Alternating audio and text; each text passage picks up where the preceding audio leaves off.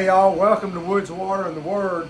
And I've been in the taxidermy shop all day today, putting in about 11 hours, and I've got some meat that I need to grind, venison, deer meat, that I need to grind, and I've been working on it for about 3 days. I got to thinking, I said, well, maybe somebody might want to know how to do that. It's not hard or anything like that, but I thought I'd share with you how I do it.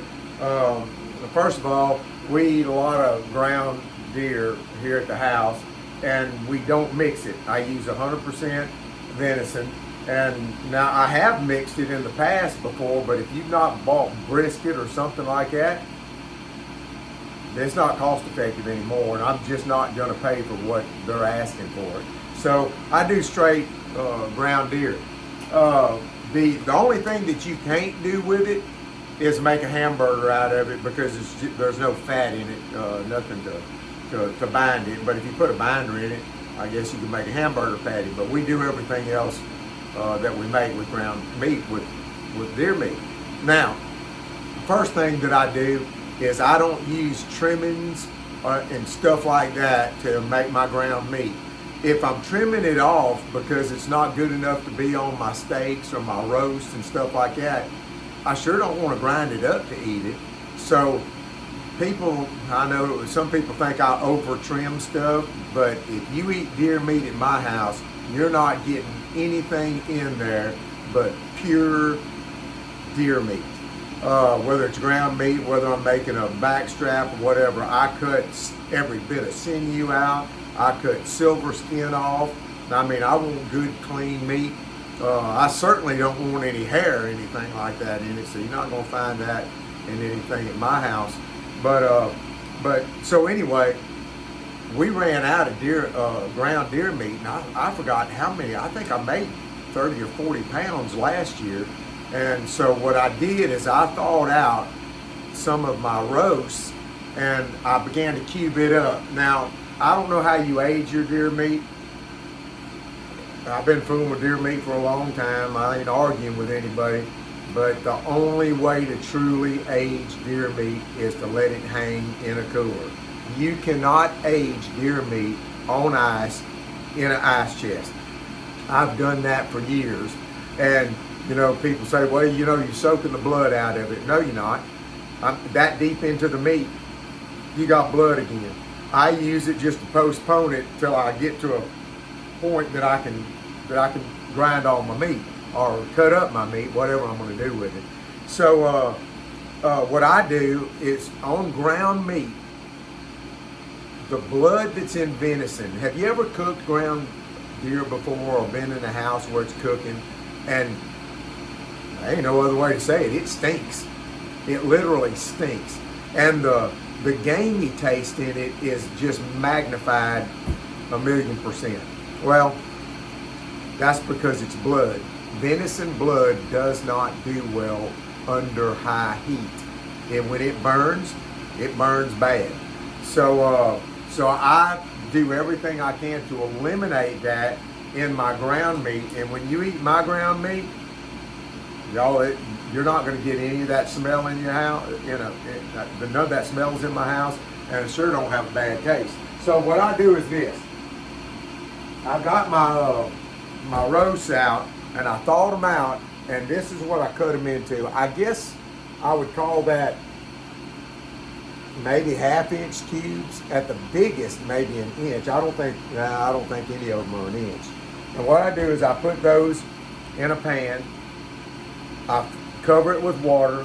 I sprinkle, well, I'll show you.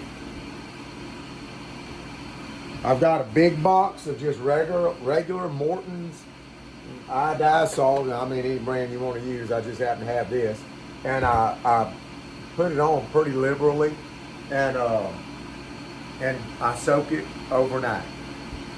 Now, they say the salt helps draw blood out. I don't know if that works in this or not, but anyway, I do that the first night. Then I drain it off in colanders, and I rinse it out. I put it back in here, and the second time I don't put any salt. I just put it back in. The next day, I rinse it out again, fill it up with water, put it back in the freezer. I do that, and on the third day, which is today, I grind it. So how I grind mine is I put, this is a limb, and I think it's got the number 8 head on it. And there's a couple of, it comes with 2 sizes of grinding faces here. You got the one with the big holes and the one with the little holes, and I'm not going to take it off just to show it, but I put the one with the little holes in, and generally you only have to grind this one time, and it comes out really just right for ground meat. If you do it with the big one and the big plate, I've done it with the big plate before and just left it in one grind and made sausage and stuff, and it's a little bit too chunky for me. So, but one time with this plate generally works out real good. So what I'm going to do is I'm going to grind some of this, and I'm not going to sit here and keep the video on the whole time I'm grinding, but I'm going to grind some of this and then show it to you what it looks like after I get it ground. Be right back.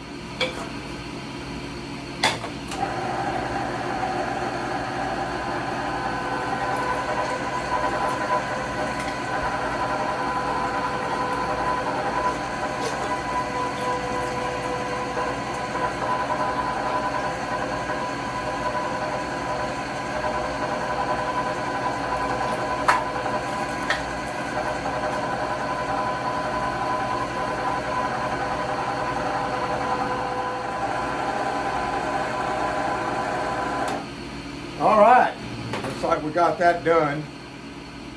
Turned out really pretty. And this is what it's going to look like whenever you get finished with it. And as you can tell, it doesn't have a bunch of blood in it. In fact, there's almost nothing in it as far as blood is concerned. And it's really, really light colored. In fact, right now, just looking at it, I don't know what it's going to look like on, I'm actually recording this with my cell phone. But it kind of looks like ground turkey is what it looks like. But anyway, real good meat, exceptionally healthy for you. And man, it makes everything good. Like I said, the only thing we don't do is patties, burger patties. But we can fix that up too. Hopefully it might have helped somebody. I don't know. I know we're going to enjoy this, and then we'll package this in 1 pound and 2 pound packages by weight. We literally put it on a scale and Ziploc bags, push the air out of it, get it flat, put it in the freezer, and you just, simple as pie. All right, see you on the next episode of Woods, Water, and Word. If you don't mind, hit the subscribe button, give us a thumbs up, make a comment, and ring the bell. So next time we put something out, you'll know immediately. Thank y'all. Talk to you later. Bye. Hey y'all, I had to do a tag on the end of this video.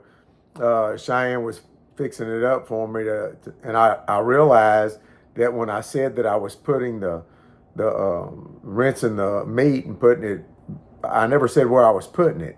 So after I soak the meat overnight with the salt, drain it, wash it out, and then I put it back in the bowl, fill it up with water, and put it in the refrigerator overnight. And I do that, and on the 3rd day I grind it. Now, by the way, I just saw something too on Facebook where some guy was saying don't ever soak the meat in water. He said go to Google and look at what about soaking meat in water. I'm telling you right now, I've done this too many times. If you don't do that and you put straight ground deer in the frying pan, it'll run you out of the house. So you can do it that way, or you can do it my way. I'm telling you, my way I've been doing a long time, and it really produces some good ground meat. So hopefully I didn't forget anything else on that video, and now you know what to do with it each time you put it in the refrigerator. All right, hopefully that helped a little bit as a tag on the end of this video. See y'all on the next one.